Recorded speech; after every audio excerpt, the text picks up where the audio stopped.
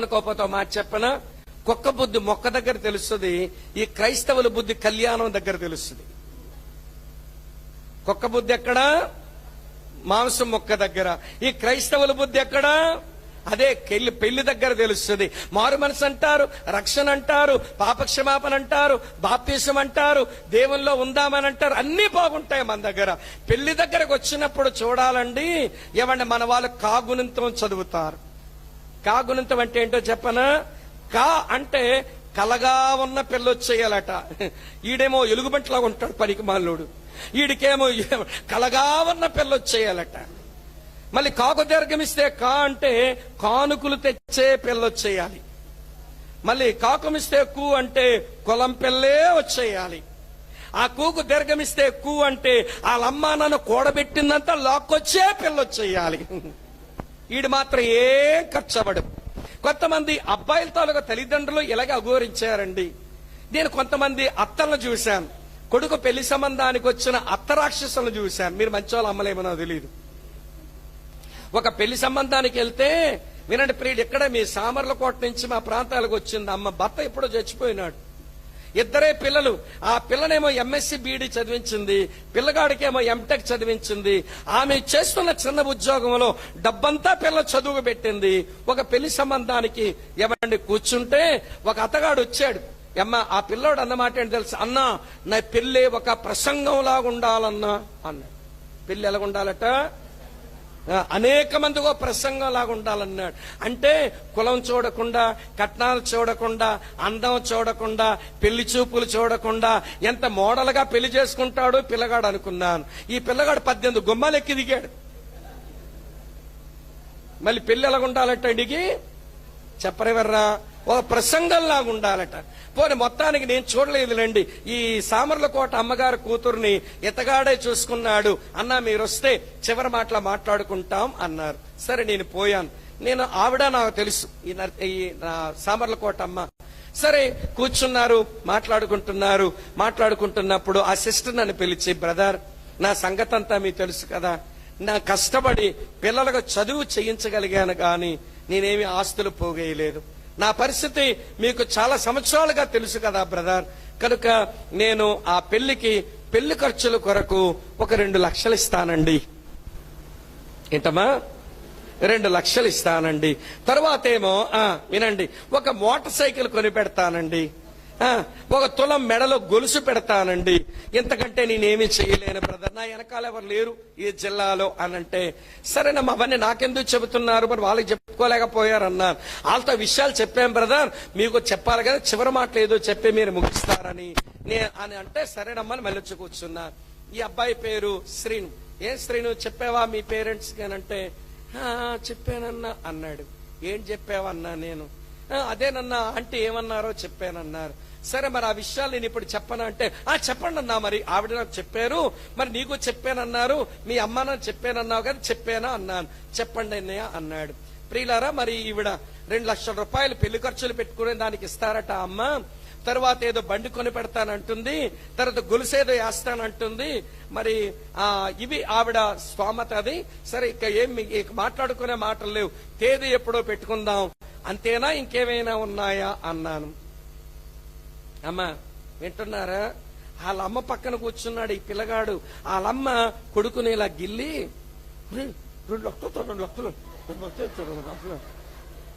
సిగ్గులేదురా లే అంటుంది. సిగ్గులేదురా లే అంటుంది. అంటే ఈ పిల్లగాడు లేచి వెళ్ళిపోయాడు, ఆవిడ లేచి బయటికి వెళ్ళిపోయారు మాట్లాడుకోవడానికి. నేనేమో తిన్నగా బయటికి వెళ్ళాను. ఏంటి మీ ప్రాబ్లం అని అన్నాను. అంటే అదేనన్నయ్య, మా అమ్మ ఇష్టపడడం లేదన్నయ్య. అమ్మా వినండి, ఆవిడ 2 లక్షలు ఇస్తుందంటే ఇష్టపడడం లేదన్నయ్య అంది. నాకు ఎంత కోపం ఎక్కిందంటే ప్రియులారా, వినండి నేను చెప్తాను. ఈ అమ్మ ఇవ్వండి ఏం చేసేదో నేను ఎరుగుతున్నాను. ఈ భార్యాభర్తలు ఇద్దరు లోకొండని మాకు ఊరుంది కొండల మధ్యలో, అక్కడ రాళ్లు కొట్టుకొని పెద్ద పెద్ద రాళ్లు తీసుకొని చిప్స్ లాగా ముక్కలు కొట్టి అవి పంపించి ఏదో గడించుకొని వాళ్ళు బతికే వాళ్ళు. వాళ్ళకి పుట్టిన 3 కొడుకులు, అందులో 2 కొడుకులు మా దగ్గర పెరిగారు. చర్చిలో పడుకున్నారు, మా ఇళ్లలో భోజనాలు చేశారు, హాస్టల్లో చదువుకున్నారు, సెలవులు వస్తే మా దగ్గర ఉన్నారు. ఏం పెట్టుబడి పెట్టేశావు నీ కొడుకు మీద? లక్షలొచ్చి పడిపోవాలట కొడుకు ద్వారా. రాళ్ళు కొట్టుకుని బ్రతికిన దానివి ఈ రోజు నీ కొడుకేమో ఎంఎస్సి బీఈడి వరకు చదివాడు. అది నువ్వు పెట్టిన పెట్టుబడి కూడా కాదే. సంఘము, విశ్వాసులు, ఏమంటే సేవకుడు కష్టపడి చదివిస్తే ఆడ స్థాయికి వస్తే ఇప్పుడు కొడుకు ద్వారా లక్షలు వచ్చి పడిపోవాలట. నేను అడిగాను, సిస్టర్ ఒక మనిషి మాగమ్మ, నువ్వు ఏంటంత కోపడుతున్నావు? నీకు పెళ్ళైనప్పుడు మీ ఆయనకి మీ నాయనలు ఎంత ఇచ్చారో చెప్పు. ఏమమ్మా అత్తలు, ఒకప్పుడు మీరు కోడళ్ళనే విషయం మర్చిపోయి బుర్ర తిరుగుడెక్కువైపోయి కళ్ళు నెత్తికెక్కేలా ప్రవర్తిస్తారు. ఈ రోజు ఒక ఆడపిల్ల నీ ఇంటి కోడలుగా వస్తే నీకు లక్షలు వచ్చి పడిపోవాలా? మరి నువ్వు మరో ఇంటి కోడలుగా వెళ్ళినప్పుడు మీ నాయన ఏమిచ్చాడు? అది నీకు కనబడదా? అది నీకు గుర్తుండదా? అప్పుడు నా పెళ్ళి అవ్వదేమో, పాస్టర్ గారు ప్రార్థన చేయండి, నా పెళ్ళి అవ్వదేమో, వాళ్ళంతా అడిగేశారు, మా అమ్మ నాన్న ఇవ్వలేకపోతున్నారని ముక్కి మొదలస్టు పేడిసిదివి అప్పుడు. ఇప్పుడేమో పరాయి ఆడపిల్ల గురించి నీకేమో లక్షలు వచ్చి పడిపోవాలా? సిగ్గుంతేమైనా? వినండి, గట్టిగా చెప్తున్నాను. ఈ రోజు కట్నంగా నువ్వు తీసుకున్న డబ్బు వాళ్ళు సంతోషంగా ఇచ్చారా? తీసుకో. సంతోషంగా ఇచ్చారా? తీసుకో.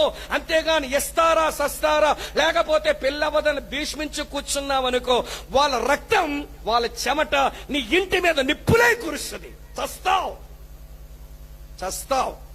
నాశనమే, నీకు దుంప నాశనమే వస్తుందా డబ్బులతో. ఏమ్మా అర్థమవుతుందా?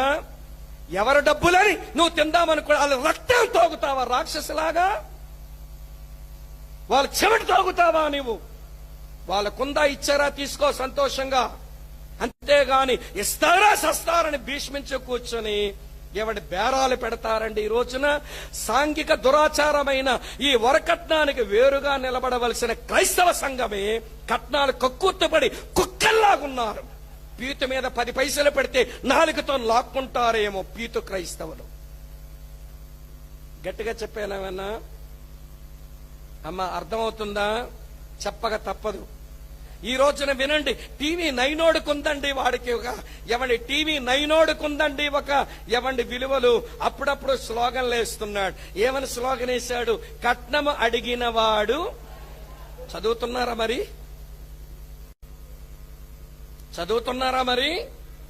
సరే వినండి. కట్నము అడిగిన వాడు గాడిదైతే మరి పుచ్చుకున్నోడేంటి? అదే అడిగినోడు పుచ్చుకున్నోడు ఆడేలాంటి. ఇచ్చినోడేంటి మరి? అమ్మా, అడిగినోడేమో గాడిదైతే ఇచ్చినోడేమో కంచరగాడిద అన్నమాట. కంచరగాడిద. ఈ మధ్యలో మరికొన్ని గాడిదలు ఉంటాయి. మాలాంటి సేవకులు వీళ్ళకో పేరు పెట్టాను నేను, అడ్డగాడిదలు. ఈ అడిగినోడేమో గాడిద, ఇచ్చినోడేమో అమ్మ కంచర గాడిద, మధ్యలో ఇప్పించినోడు ఉంటాడే అడ్డగాడిద.